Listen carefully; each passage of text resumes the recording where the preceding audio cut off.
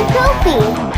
Hello and welcome to another fine installment of Midlife Krisis. This is Kojima Talk Part 2, but specifically we're going to talk about Death Stranding 1 and 2. Obviously we haven't played 2 yet, but it is a little bit of the talk right now because that recent trailer. But we both have played Death Stranding 1. So boy, have we. Yeah, boy have we. So in part 1 of this, I kind of vamped a whole lot about how much I love Kojima. I talked about some of his catalog of games. I've played every single one of his games. You have played one of his games, but I've recommended to you to play many other games of his. So, I mean, that's all a man can do. So that's there, but we're moving forward into Death Stranding as my midlife associate adjusts his old body so that he doesn't hurt. We're fine, Brian. Everything's fine. Okay. So I think a good way to start on this is I'm going to throw it over to you and you tell me why did you play Death Stranding? Which I think is a valid question because I think the only people that, and we'll get into this. Like I think Death Stranding is a unique game. It's a cool game. I'm glad I played it. But it is definitely 100% not for everybody. And it is not a game that I would have ever guessed that you would have played. So, especially considering you're not that much of a fan of Kojima in terms of experience. I think if you played all of his games, you probably would fucking love the dude, because that's kind of how this thing works. But so tell me a little bit about why you played that game, and then we can discuss Death Stranding 1 back and forth and what we think of it and our experiences with it. Sure. The history isn't that complicated. When I got my PlayStation 5, I started obsessively playing all of their first-party games, all the PlayStation exclusives. I had been aware of Death Stranding because the hype for it before it came out was just insane. And they were getting ready to release this director's cut version of the game. And I thought to myself, well, this is a huge game that if it wasn't a PlayStation exclusive, it wasn't a game that I played anywhere else, or I would have thought to play anywhere else. Now there's this director's cut version of it coming out. And just because of the reputation of the guy, and just because even though the game wasn't reviewed that well, it still had a lot of hype behind it. I was like, you know what? I'm going to go ahead. I spent the money, got the hard copy of the game, as you do. And I was like, I'm really going to see what this is all about. And then by the end of it, I had put, I think, 120 hours into it, whatever it took to get the platinum. And I should have listed that. Thank you for answering that question. Yeah, one of my proudest platinums, and It really was. But anyway, that was the MO behind it. I really just wanted to see what was going on with Kojima, and the game had a fair amount of hype, at least in terms of its technical execution, and I was interested in seeing that.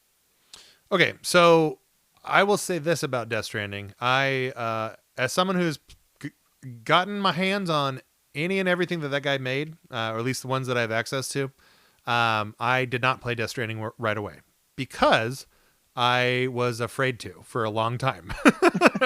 Because I hold him in such esteem. I'm such a fan of his work and his games that from what I knew, so what I knew leading up to Death Stranding was I was there. Like the intrigue was there for me. It looked like a Kojima game, felt like a Kojima game, all that stuff. But then as it came out and I started hearing about it, like it really sounded like something that like, I don't know if I was going to be interested in from a gameplay standpoint. And then one of the things that I kept hearing over and over is like how slow it was to build into being actually like kind of fun. So like I had heard anything ranges from like 10 hours in to 20 hours in to 30 hours into the game when it finally opens up and becomes something. But it kept being sold to me as what's that? It's The Postman, right? That shitty Mel Gibson movie. Yeah. So it was like the Postman. Kevin the video Costner. Game. Oh, Kevin Costner. Thank you. Yeah, it became like Postman the video game to me, and I don't know, man. For me, like I like my Kojima games flavored with sneaking up on people and shooting them in the back of the head with a tranquilizer dart, and then dragging their body and slowly pushing it off a bridge. That's what I like about Kojima games, in addition to other things too. So I didn't play it for I think a couple years because I got it after you played it, after you and I discussed it a little bit. And then that director's cut was out. I was a newly minted PlayStation 5 owner. And then I finally sat down and said, you know what, this is a hole in my resume. I'm gonna fill this hole and play the game. And it did take about 20 hours for it to finally start to open up and be like something that was worthy of my time. But Yeah. it did get there. It did eventually get there. So, tell me your impressions of the game overall, and then I'll jump in with mine. Okay, so this game has an average review score that's in the mid to high 70s, I believe. And my review score would have actually been in the mid 70s. It was a slog at times. And again, I played it and played it and played it. So we can get into the specifics, but I'll just say overall, I love the graphics. I love particularly the attention to detail and the environments and all of that. The gameplay has some genuinely innovative things, and I'm kind of interested to see your opinion on. There's some actual real innovation going on there, which is you don't take that for granted whenever you see that in a video game. But but the root gameplay loop is you're a delivery boy, and I found that got pretty old pretty fast for me. Although when you played it, you were actually texting me, and I went back and reviewed the text messages in anticipation of this episode. And it was so funny because like you had an open mind about it, and then at some point, I think you texted me something like, "This is such a Kojima ass game, and I'm here for all of it," or "I love all of it," or something like that. You just described it as like the most Kojima game, and it had all of the things that you had seen in all of his other games, and you just loved all of it as you discovered it. Yeah. So yeah, for me, it did eventually become a game where I was like, man, this thing fucking rules. And I'm really happy I played it. And it made me so excited for Death Stranding 2. So for me, I'll parse this into the pros and the negatives of the game. And I think the pros outweigh the negatives, but the negatives are, I don't like the gameplay loop. I still don't like the gameplay loop. It's something that I just kind of had to do. And I've definitely played worse stuff. But I've also played better, especially coming out of Kojima. So it wasn't like overly offensive to the point where I wanted to stop playing the game to see what was around the next corner. But yeah, you're walking really long distances. Like some of the cool things about that is like how you pack yourself with the packages and like the weight distribution. And that I have a question for you about that, because see, this is where it's like, we're different, but are we different? Because part of me and how I got stuck in the gameplay loop of the game we talked about in the trophies episode, my OCD. I became obsessed with getting every last pound of equipment that I could onto my body or into those trucks. And even though I didn't like the gameplay loop, I still would force myself to do it so that it's like, oh, I have a truck and the truck can hold 2,000 pounds or whatever it is. I got to make sure I put 1,999 pounds into that truck and then deliver all these items to the location. So I had spent, when we talked about Baldur's Gate 3, and I told you I spent like 30 hours just organizing my inventory in Baldur's Gate 3. You sure did. Imagine what a game like this is, where it's like you're organizing product that you carry from one location to the other. And then while you're driving, there'll be packages on the road. And it's like, oh, I could pick that up and then get extra points for adding that to my inventory and then taking that in as well. So that part of the gameplay loop, much as I'm complaining about the gameplay loop, my personality is such that I got obsessed into it. Yeah. It hooked me. It hooked me too. By far, everything you're talking about absolutely hooked me as well. All right. That's good to know, because that was a huge part of the amount of time that I spent in the game. In some ways, it made it actually easier to get the platinum because I was already doing all this stuff anyway, stuff that you typically need for the trophies. But I got really deep into the efficiency of how to deliver the package. Yeah. So a big complaint that people had about Metal Gear Solid 3 at the time that it came out was that you spend way too much time in the game in menus. So in that game, you had to like perfect the look of your camouflage to like be as hidden as possible, and then you also had to be in menus to like eat, hence the name Snake Eater. So people hated that. They thought like it was like a total waste of time, and it wasn't very fun. I love menus. I love spending time in menus. I will always love menus. And in Death Stranding, you spend a lot of time in menus, and it's perfecting like what you're putting on your pack, what you're putting in your truck, like how to best distribute the weight, all that stuff. It hooked me big time. So I'm all the way there with you on that. The other big thing, and I think you and I have referencing those text messages, I remember a little bit of what I said, and I think we agree about this. Like for me, the most impressive thing about the game and where it's really truly innovative is like building the world together asynchronously with other Yeah, players online. this is So, absolutely true. dude, building when you first start, and you have to correct. I forget the name of the or yeah, collect this stuff. Help refresh my The memory. yeah, the chiral Yeah, chiral crystals, right? Chiral, yes, the crystals, the black sludge, whatever it is. So in Death Stranding, if you haven't played it, you collect this stuff from various places throughout the game, and it goes into like this big bank, and then that's how you build things in the game. So like roads, all this other roads, buildings, places to hide, that kind of stuff.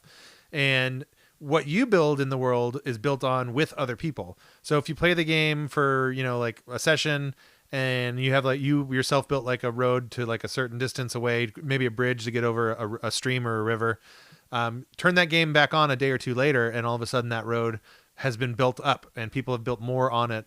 And that to me was such a fun thing, like going back into the game after not playing it for like a day or two, and being like, "Holy shit! Someone built a freeway overpass." And it makes Bridges, yeah, little slingshots to sling packages around the map. There is an actual component of the game that feels like there's sort of social cohesion going on in a way that I found super innovative. And FromSoft kind of like set us on the path for this with like the little signs or whatever that you can leave for other players in the game. But the Kojima thing is way more innovative, and it's taking the next step because now you're actually building structures that people can utilize. In addition, you can leave like messages and things like that as yeah, well, or you can give social credit if somebody builds a bridge across a river and that's helpful. You can give like a thumbs up, and then if you build something that somebody else uses, it'll give you a thumbs up. So you get all that Pavlovian response, mm-hmm. dopamine hits, which somebody like me, all that stuff matters. So that I found was really super fun and super innovative. And you're right, it was really fun and a strong incentive to turn on the game to be like, oh yeah, I wonder if there's new stuff in there that other people have done as we all work together to rebuild the U.S. or Yeah. whatever it is in the Man, the fact that they shell it in like the we're rebuilding the United States, like yeah, man, it's so fun. yeah, And man. it does, that's what kind of tied it back to me to Metal Gear, because Metal Gear Solid is a whole, I mean, there's all the themes of the Patriots and all this other stuff, and Yeah, the yeah. secret governments and all this crap. Like, so it's like Death Stranding is in that world. It's obviously not been like announced or talked about or anything, but just like there's a feeling that I get that like they take place, if not in the exact same universe, it's like, string theory, the one right below it or the one right above it, because it's coming out of the same guy's whacked up brain, Hideo Kojima. So, Right. yeah, that part is my favorite part of the game by far. So where the game is most Kojima-y, I'm interested to get your take on this. So obviously the narrative of the game is weird. It's out there. The whole point is Norman Reedus's character is like the what's it called, the not illegitimate son, a strange son of the president of the United States, or the female president of the United States. And like at her dying wish is for that you to go out there and like connect the world. And so it's all about making connections and bringing people that are so far apart closer together, because of the how, like, if you're outside for too long, this rain comes and then you die because there's these crazy scary ghost whales that gobble you up. Uh, so and that's me, like I'm just skimming this stuff out of the top of my off the top of my head, and I haven't played this game in like probably like a year or two, so like it's a little Yeah. patchy. But I mean, this shit is weird, and this shit is it's not your normal flavor of storytelling. So I know what it does for me, because I love those flavored donuts, so to speak. But for someone who's never played a Kojima game, I'm really interested to get your take specifically on the storytelling and the overall story of Death Stranding. What did you think about it? Was it effective to you? So on and so forth. Go to town. It was awful. It was an absolutely awful experience. And part of the bit here was I was going to ask you, what is the story of this game, which you were able to say at the highest level. You're a guy who's the estranged son of the president, and you deliver packages to try to help reconnect America. And that's true. But holy Christ, there is so much more lore and other characters, and they all have weird names. And then there's, the baby that you're carrying, and there's a backstory to everything. And then there's a backstory to the family of the baby that you're carrying, and that becomes part of the gameplay of the game. There's so much to it. It was so convoluted. I had no idea what was going on at the highest or at a more intimate level for large chunks of the game. There's this beach that plays a role. And look, so let me say two things. One, it's all explained. I'm not saying that this is like a game where there's ambiguity and you're supposed to figure it out. Actually, Returnal was a lot like that. It's not that. There's an explanation for everything, but there's so much. It's so complicated. It's so like involved and intertwined in all of it. And to actually spend the time to do it, like, look, man, I went to college once. I don't want to do it again. I'm here for the gameplay when I'm playing my games. I don't want to have to read a 3-hour novel basically to like try to figure out what the story is to your game. And when the game is so weird and the concepts of the game are as weird as what Kojima is doing, it requires a lot of investment in figure out what the story is. This isn't just like a slightly surreal version of the US. It's like a different universe almost entirely. So there's a lot of backstory to it, and Kojima, to his credit, did the work of actually explaining everything. But my God, the explanations are very, very dense, and it takes a lot of reading and menu perusing to figure all of it out. And I wasn't really enthralled by large chunks of it. So, in fact, I remember beating the game, and I'm like, I think I did something good. I don't know. I'm not super positive about what just happened here. Yeah. So the story and how convoluted it is was by far the least appealing part of the game for me. And by the way, I think that's a common thing, because although I haven't played any of the Metal Gear games, I went online and watched a 5-minute synopsis of the story of the Metal Gear games.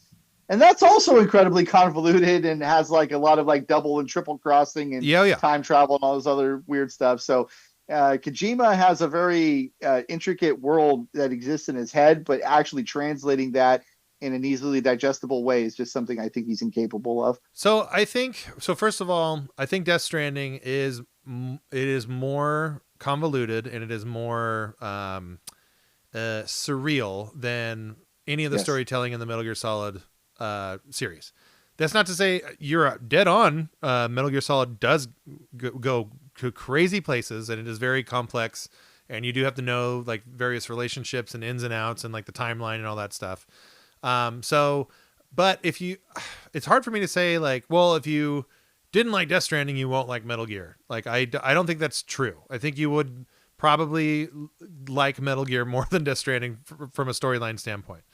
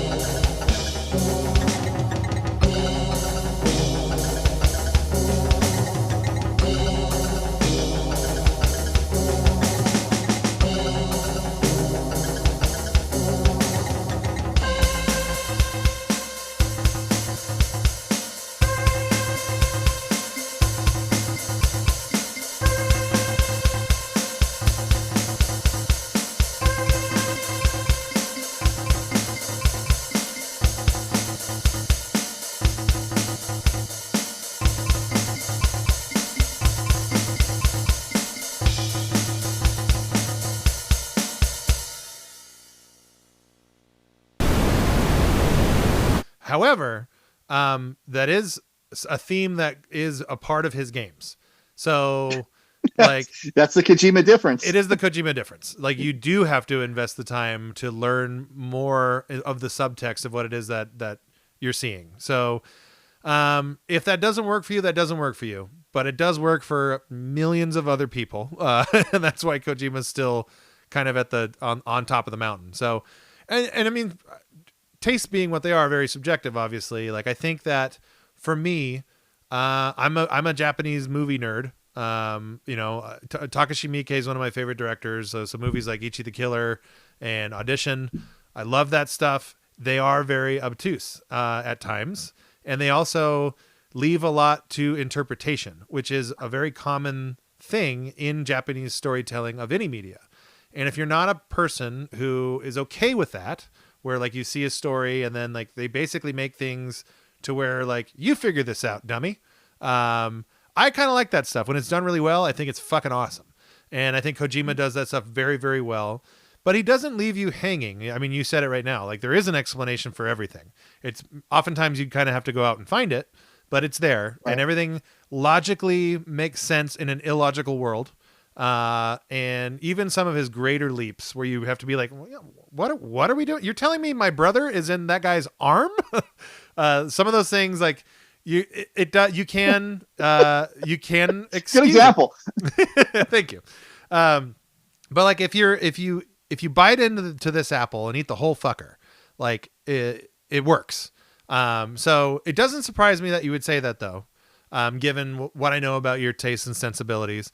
And I get it. I think that Kojima is obviously super duper popular, but like his games don't sell Grand Theft Auto numbers. Obviously, they sell very, very well, but they're not super duper mainstream mass market appeal. I would say though that for being as weird as they are, the fact that he is so successful and his games so revered and they do sell so well, like that really says something about the overall quality of stuff. So you might not be like me and love everything that he does from a story, like warts and all, like, and by all means, I freely admit, like, yeah, some of his shit is like even a little too weird for me. And there's that really is in Death Stranding.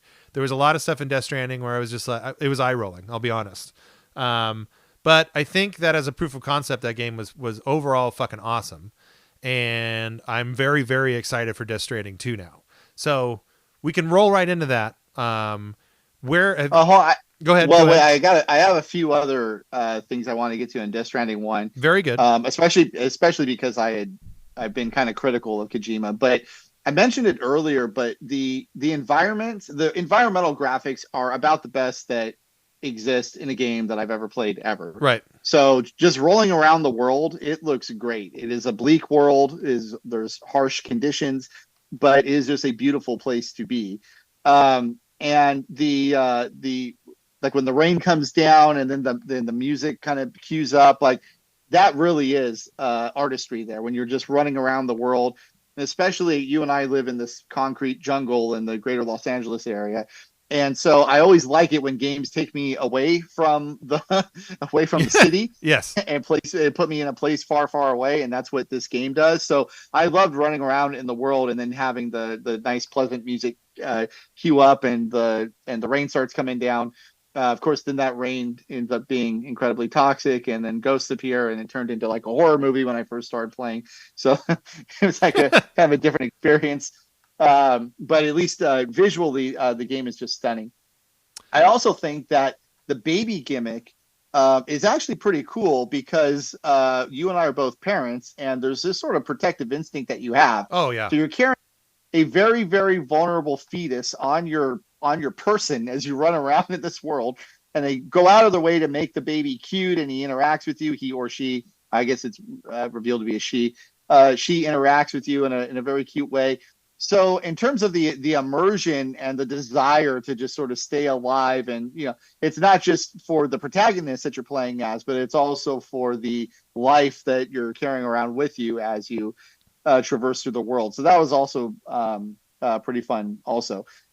And then so that's all of the positives. The only negative that I didn't mention that I wanted to get to is the ghost thing is really, really cool. The first few times it happens, you're like, oh my God, what's going on? And they play, and the ghosts are a significant threat to you in a way that you're like, and it really is kind of like a horror game when you come across it's them. terrifying. It's terrifying stuff.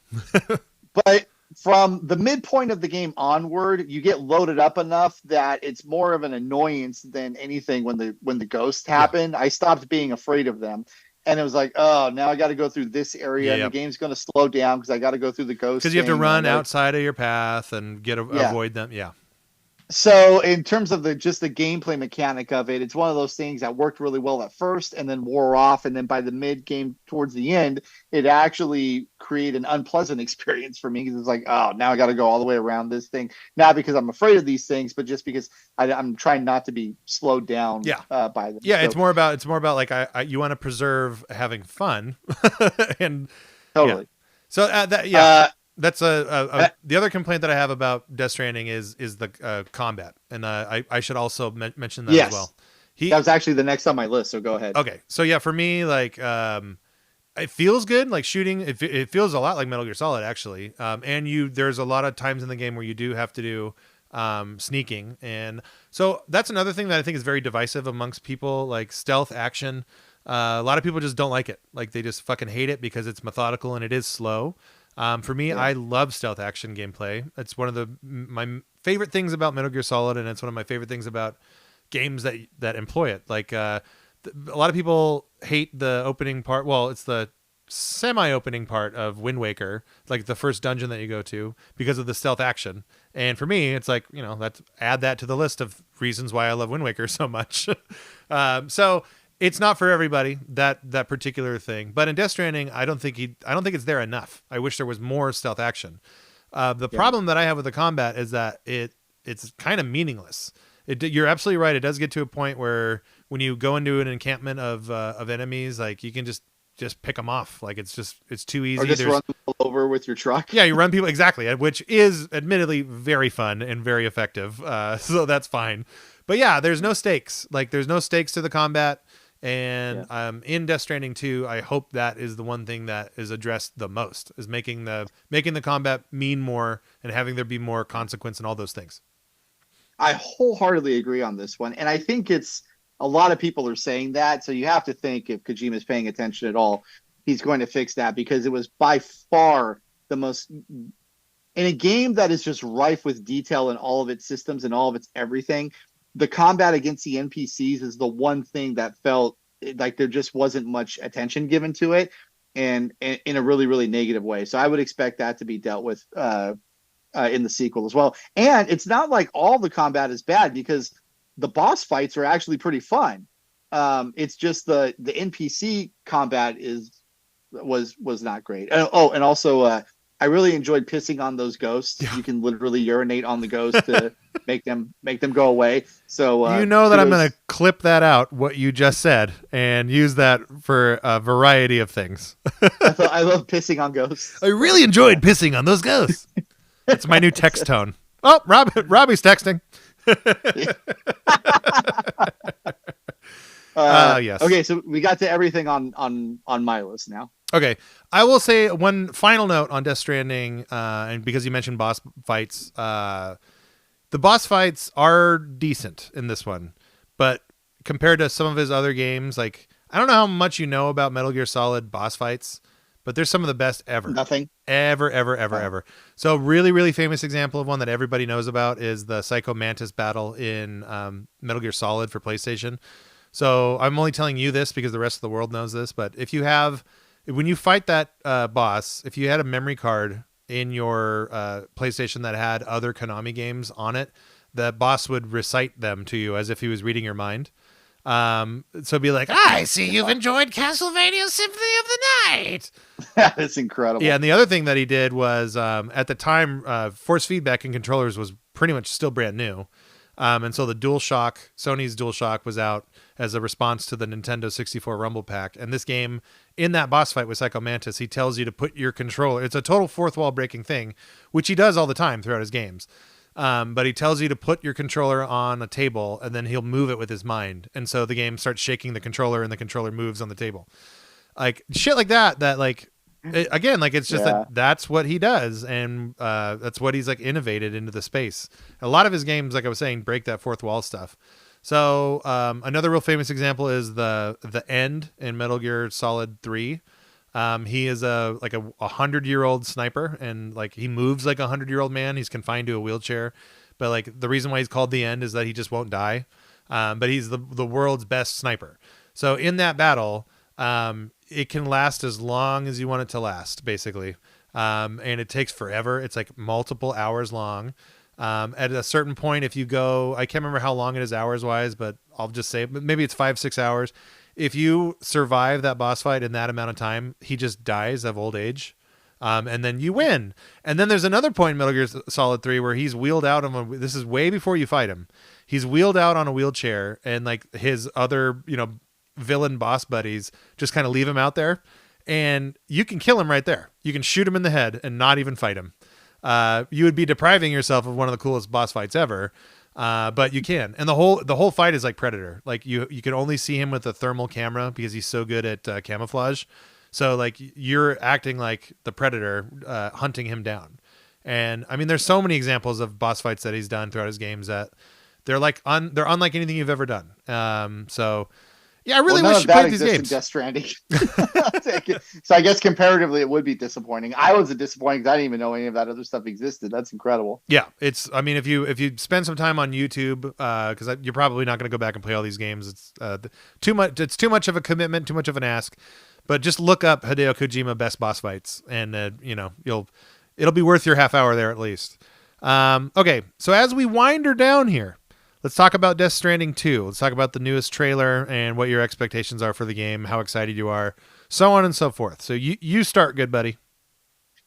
All right, I am pretty interested in this because for a couple of reasons. One, I platinumed the original Death Stranding, so it's like I've got chips in. I've got skin in the game. Yeah, you definitely have skin in the game. So I've got to play the sequel. Oh, and I forgot to actually mention this. This is like such a me story. So you were mentioning earlier how you can build the roads in Death Stranding using the Cairo crystals that you get. So I spent a good, I'm going to say 40 hours, probably it had to be 40 hours, just building roads, collecting the items that you need to build roads in that game because I was trying to build. Right. Well, that and also I was trying to connect the entire world, like to make a road that you could just go forever. Yeah. And for some reason, I just assumed that there was a trophy for building out all the roads, and there's not. It's not a part of the platinum. Let's be honest. This is your main complaint of the game. Let's be fully transparent and honest. This is your number one complaint. So at least the last 20 hours I spent building roads are all for nothing. Every one of them. There's no trophy of the roads. So in Death Stranding 2, first thing, Hideo, I know you're watching. Please include a trophy for building out roads if that's going to be a part of the game. So that's the first thing.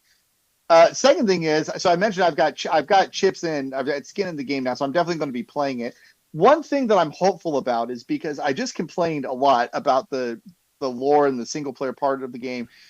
So one of the things that I really think about like a Christopher Nolan movie. Okay. Yep. A lot of his movies spend the first half of the movie explaining the world and there's all this exposition. And then the second half of the movie is actually dealing with it. Right. One thing that you have an advantage of if you're doing a sequel to a movie, or in this case, a sequel to a game, is you've introduced the world, you've introduced the lore. So when you get to the second game, you don't have to spend all that time telling us like what is this world that we're in, how does the baby in the incubator affect all that. All that exists in the first game. So when you get to the second game, you should be able to just focus on whatever's new to the second game and then just improving the gameplay in the second game. So what I'm really hopeful about is the idea that there'll be less of the, I don't know, the denseness of the storytelling in the first game, or I should say the world building and the lore describing of the first game.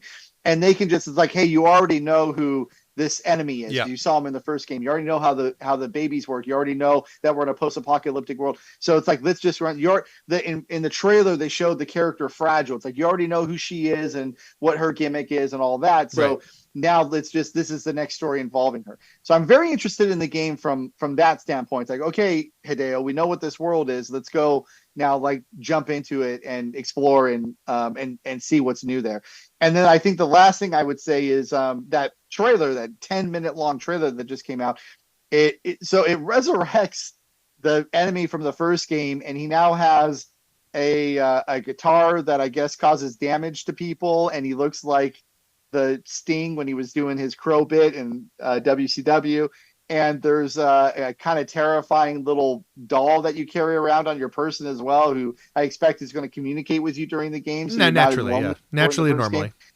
Yeah, so all of that stuff, even though it's well, actually silly isn't the right word, even though it's weird. Yeah, I'm kind of, maybe I'm just like, eventually as I start to understand Hideo Kojima more, I'm starting to be okay with these things. It's like, okay, cool, man. Let's see what this new villain is about with Yeah. his interesting makeup and his guitar attack abilities, and this doll that I carry around with me. What does this doll have to say? What kind of sage words of wisdom is he going to provide? So I'm ready for all of it. I'll be there on day one this time. I'm sure we will. Yeah. I'm sure you will too. And I look forward to the text messages that we send to each other about it. yeah. For me, looking at Death Stranding as a whole, like I was saying, I'm glad I played through it, all that stuff. So I think that really all I'm expecting out of the new one is I definitely want better and more like thoughtful combat. I want the boss fights to be more living up to what Kojima's kind of known for doing. So, and that kind of goes along with the combat part. I really hope that he like triples down on the asynchronous online stuff, because that's to me the most interesting part of the game. Absolutely, totally. So like, you're right. you know, I should have mentioned that. Yeah, like maybe like I'm just spitballing here, like the idea of doing like you link up with other people and create like little construction groups or whatever it is. Oh yeah. It really could be something truly special if he follows that. Building buildings in a town. Imagine if the little towns that you get to, the cities or whatever, Yeah. if you can actually like socially build, like I don't know, a supermarket you could buy upgrades at or something like that. That would be really, really fun. But any stuff related to that asynchronous social play is great in my book. You and I both love that. Totally. And I think, but I think you're right in terms of like there was so much like informational dumping in in the first one, that now that it's established that they can devote more time into fleshing out the characters and introducing new things and all that stuff. So I am expecting that.